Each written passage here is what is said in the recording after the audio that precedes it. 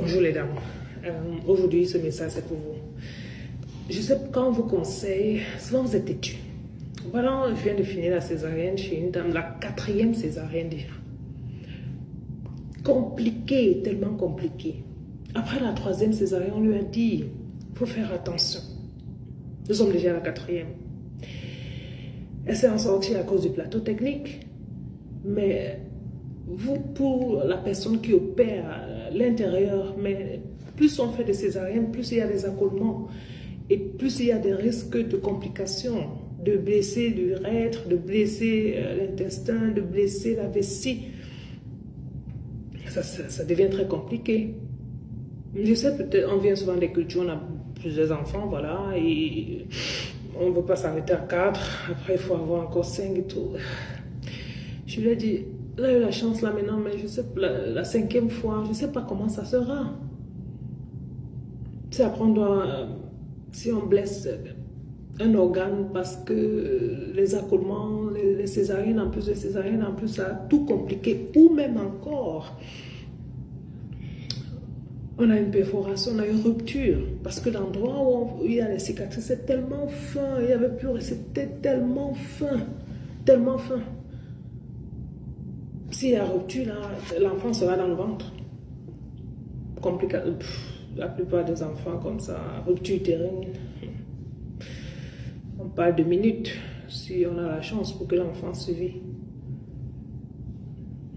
On veut être en vie pour s'occuper des autres enfants. Donc, quand vous commencez à monter à 3 césariennes et plus, demandez à votre gynécologue, à la personne qui fait l'opération, à quoi ça ressemble. Est-ce que vous pouvez encore tomber enceinte? Est-ce qu'il vous recommande encore une grossesse? Parce que c'est clair qu'il ne sera que des césariennes. Parce qu'il m'a envoyé des messages, m'appeler pour vous demander si vous pouvez encore accoucher par césarienne. Je vous ai pas opéré, je ne sais pas à quoi ressemble votre ventre, votre utérus. Vous voyez, c'est un peu compliqué. Je peux le dire à la patiente que j'ai opéré. Parce que c'est que là, c'est très fin, il n'y a plus rien, il n'y a plus de tissu, rien du tout. Souvent, même quand tu ouvres le ventre, c'est déjà ouvert, c'est perforé un peu. Juste eu la chance. C'est la raison pour laquelle on programme ces césariennes. Il y en a encore qui sont encore tellement têtus, elle veut avoir les contractions. Non, Zimon 37+, on doit programmer parce qu'un utérus cicatricé ne doit pas avoir de contractions. Ça augmente le risque de rupture. Donc, dit que vous allez gêner et prier et tout va bien se passer. Donc, Dieu était fou pour nous créer, nous les médecins là.